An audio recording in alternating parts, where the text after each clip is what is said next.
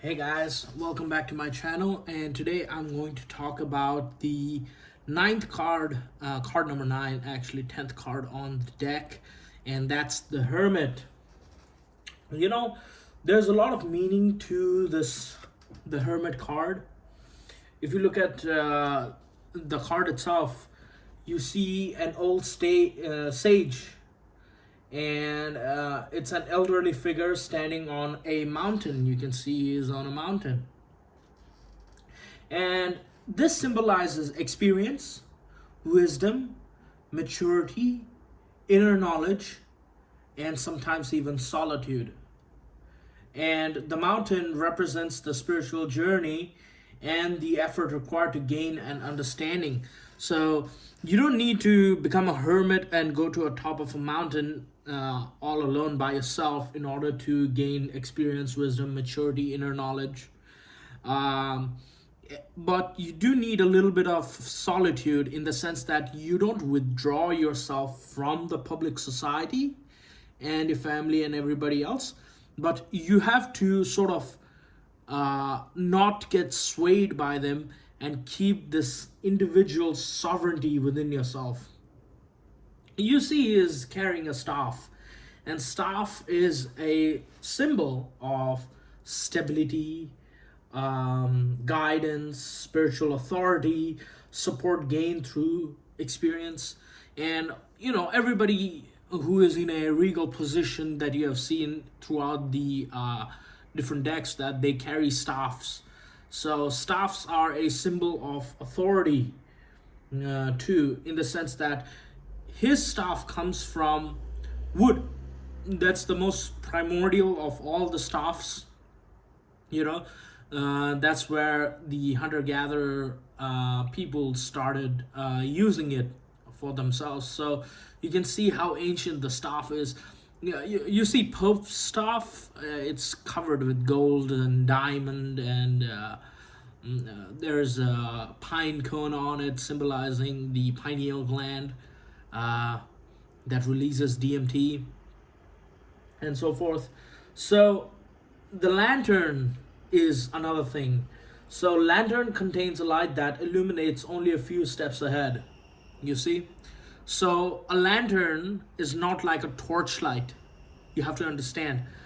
Back in those days, they used to have torchlights so they can move forward, but a lantern illuminates the person who is holding it itself too. So the fact of the matter is, the lantern shines in every direction. And there's this quote that I'm reminded of that is so beautiful. The existence of a human is to walk ahead and stand at the edge of knowledge and holding the lantern of knowledge itself and creativity at an arm's length and moving one step forward into the darkness. You see? So you need to sort of hold the lantern ahead of you so you can see where you're going and take steps forward. So this is really important because this implies self-reflection, soul searching, personal growth, seeking wisdom, maybe even learning through experiences, and a need for quiet contemplation. You see, you need to be in quiet contemplation in order for you to have self reflection and soul searching. And personal growth is achieved by looking inward, not only doing outwards, but what you do with yourself. And the Hermit is one of the cards that have immense depth knowledge, and not many people like the Hermit card show up in their readings because it's, sometimes people feel it's isolation, but actually it's not. It is really deep in terms of searching your inward universe that you can't see ahead. You can only see through inwards, and when you have the lantern in front of you, that means that you're taking small steps ahead in order for you to sort of gain this wisdom and insight within. It also means that you have to slow down in life, listen, and reflect before acting, you know. So, in career, it can be studying and learning, where you learn by yourself.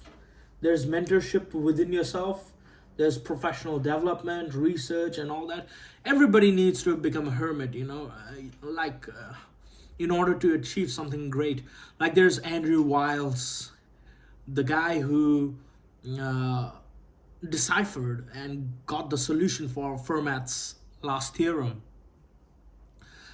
He spent 7 years in quite not completely withdrawn from society, but within his own work in order to sort of answer that fundamental question that changed the society as a whole.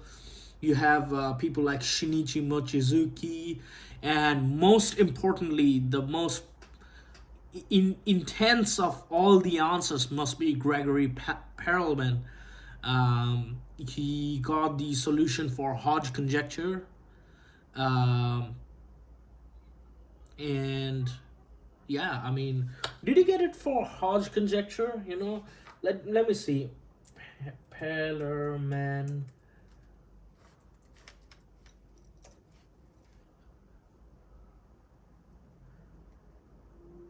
Yeah. So the thing is that he solved one of the Poincaré conjecture. How can I be so wrong in this? I knew it was Poincaré, but it's not Hodge. But Hodge conjecture is also one of the answers that needs to be solved as of this moment.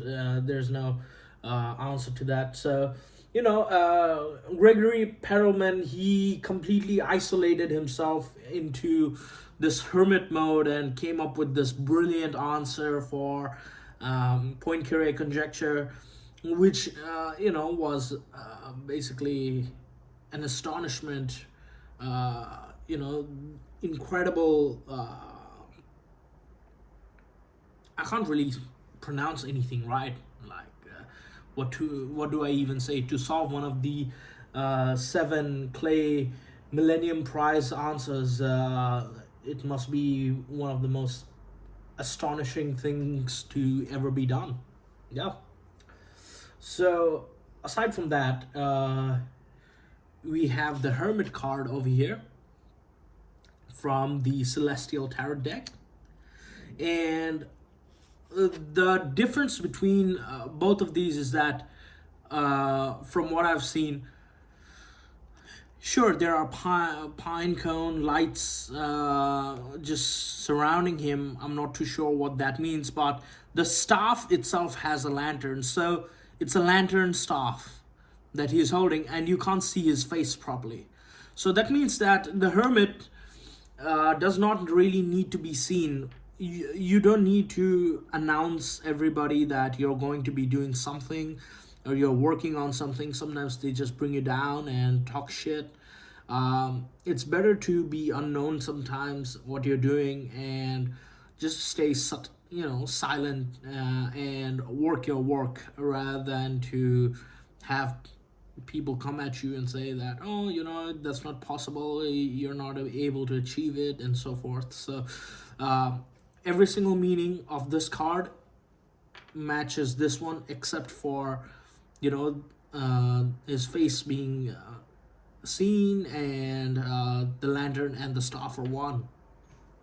So here we have a different sort of meaning.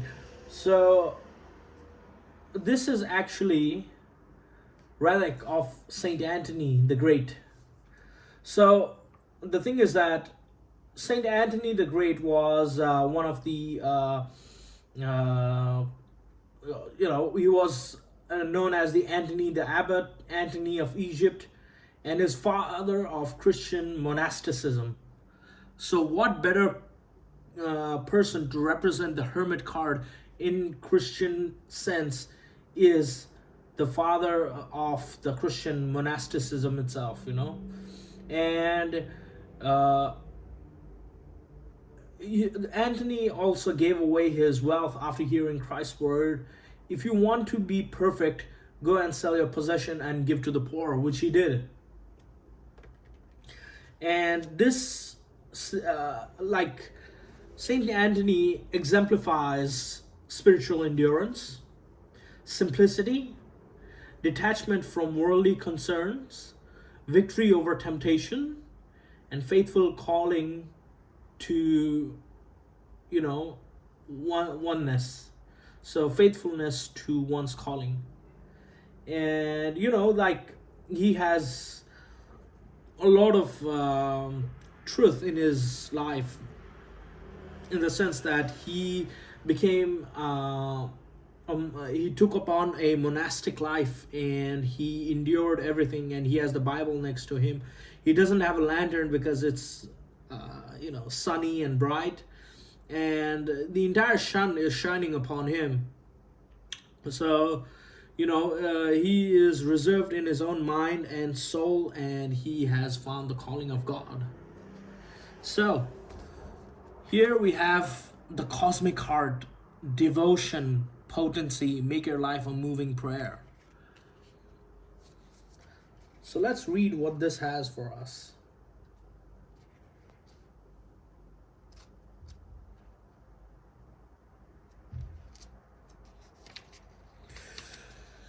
When you surrender to a state of devotion, you find yourself flowing with all life. You're being called to refocus your attention deep within, to the intelligence of your own heart, to bow with deep reverence to your inner temple, to live your life in devotion to this place, to make your life one big moving prayer. Wow, how beautiful is that? To make your life one big moving prayer. Your entire life is a prayer to God Himself. How incredible is that? Like, isn't that insane? Perhaps you've felt a bit of kilter lately, sensing that potency of why you're doing things has gotten a little watered down or weak.